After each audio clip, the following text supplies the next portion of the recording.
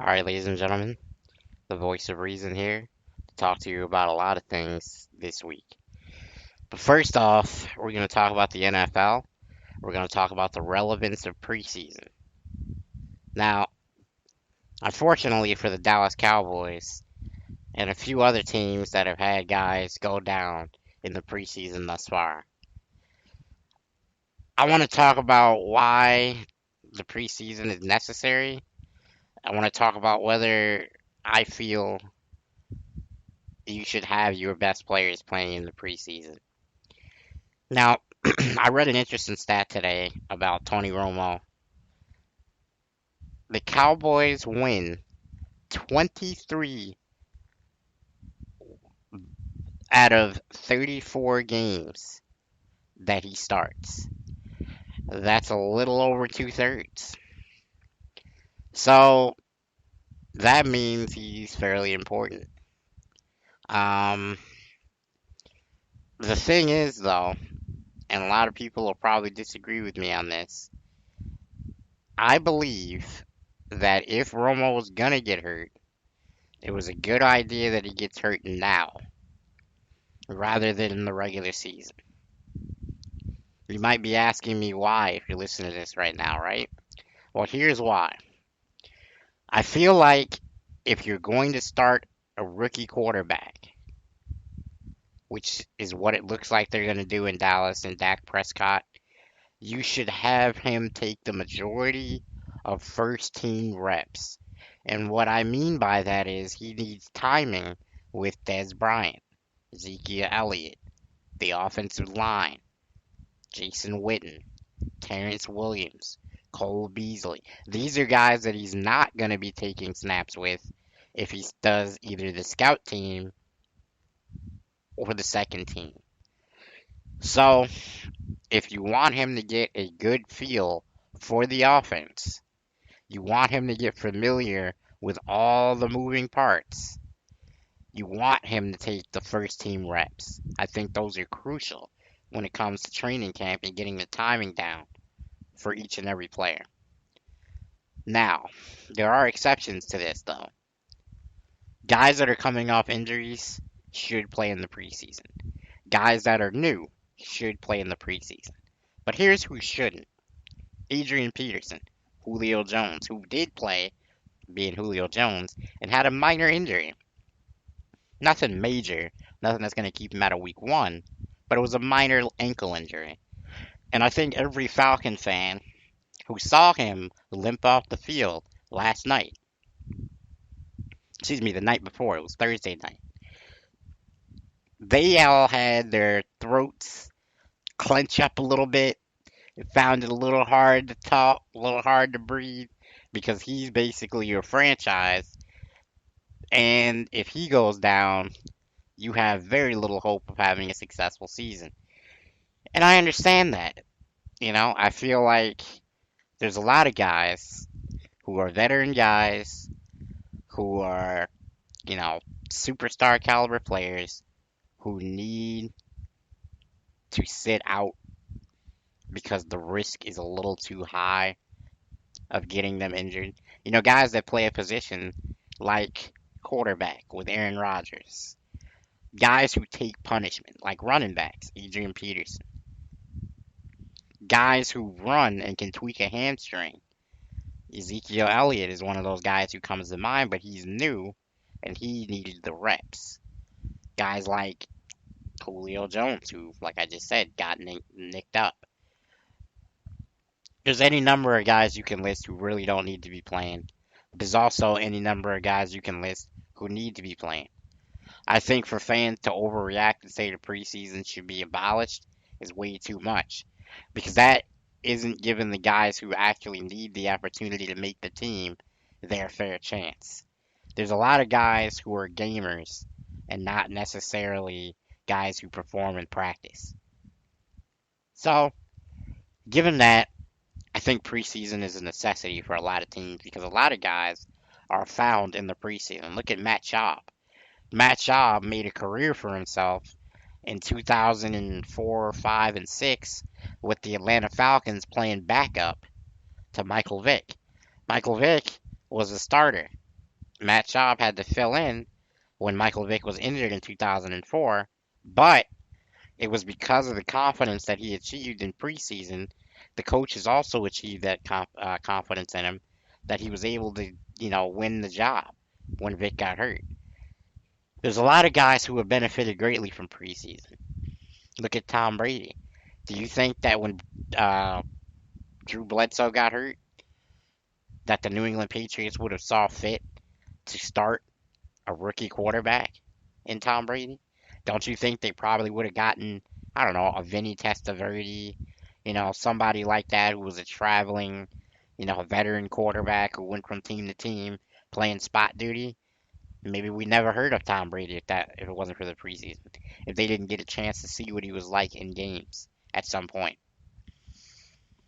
Now, on to something else that I feel is making a lot of waves out here today, and that was Colin Kaepernick yesterday, last night to be exact, not standing for the national anthem. So, Colin Kaepernick, your reasoning behind not standing for the national anthem, I understand. As a minority in the United States, sometimes it does feel like we shouldn't respect a flag that that I guess symbolizes is the word I'm looking for. That symbolizes oppression to minorities, that symbolizes a way of life that you may not agree with, that some people hold. But here's what I don't like with Colin Kaepernick's move to not stand for the national anthem. You make yourself an outcast on your team. I understand that you want to fit out, you want to, stand out, you want to try to call attention to what you see as a problem. I really do understand that. But you're playing the ultimate team game. You're also in a position where you're battling for a job. Why would you give the San Francisco 49ers any more fuel to can you? Do you think that the 49ers want this kind of publicity? Do you think that they want this kind of negative stigmatism to come into their view? Do you want the 49ers as an organization with Chip Kelly at the helm, who's already been blasted about his stance on, you know, black quarterbacks, black players in general? I don't know if you want to do that. That's Colin Kaepernick. I think the first thing that you need to focus on before you try to take a stand is to create a platform. Look at LeBron James, Carmelo Anthony, Dwayne Wade in the NBA. Chris Paul, that's another guy.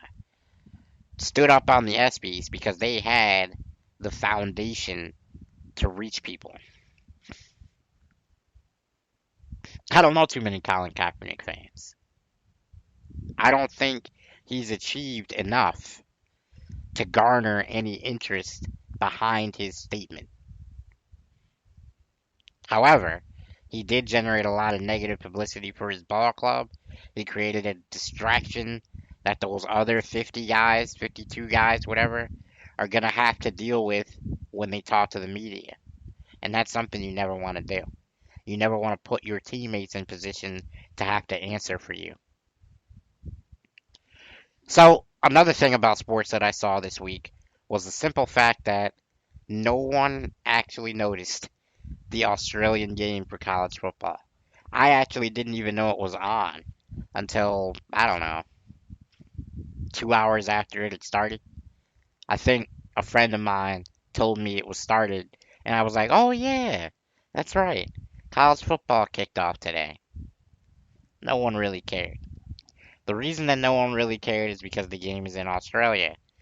The majesty of college football is the stadium, the rocking crowd, the energy. For you to make a game so far away from the fans who adore it boggles my mind. It's a little different in the NFL because they're trying to brand the NFL as a global game. Why are you trying to brand college football globally? You're not paying these kids to play. So you're just saying you want to make extra money and not give any of it away. You want to take these kids away from their schools, away from their potential studies, because guess what? Some of these places are back in school already. I know Cal is, and they were in the Australian game. So you want to take these kids out of that environment where they need to be studying and getting their preparation to start the year, put them in a foreign country, a foreign continent at that, and make them play a game that actually counts, which is not in front of their fans. No, I don't agree with that at all. I think that could have been done a lot better. I think it should have been done a lot better, and I think that the people at the NCAA should be ashamed of themselves. Some of you may think that that's too strong. Here's the problem. If you're trying to sell that these kids are student athletes, if you're trying to sell that these kids shouldn't get paid because you're paying their tuition already, and you want to emphasize the fact that they're students first, let them be students first. You see, they created a bowl system in the NCAA Football League. That bowl system requires that these kids, during the time of final exams, which is December through January, travel. How are they preparing for their exams? How are they students first? They're not. Either you come up with a facade that these kids are students first, or you start paying them. That's going to wrap it up for this episode. I'm going to come back at you and talk about The Miz making his awesome promo, and I said awesome because that's his catchphrase, against Daniel Bryan in WWE. I think that was very interesting, and I'm going to talk a lot about that in the next 15 minutes. The other thing I'm going to talk about is a sad story. I'm not going to go into detail about it right now, but in the next episode, you can look for that. And some of you have been asking me how you get a hold of me. You know, my friends and people like that have been saying that I need to put in a way for you to get a hold of me. So if you're listening to this, my Twitter is 86 Voice of Reason. You can agree with me, you can disagree with me, you can come up with a topic that you want me to discuss. I want any reaction.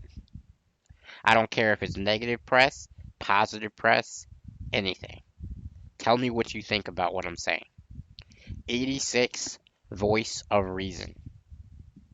All right, I'm out for this 15 minutes. I'll catch you guys in a few.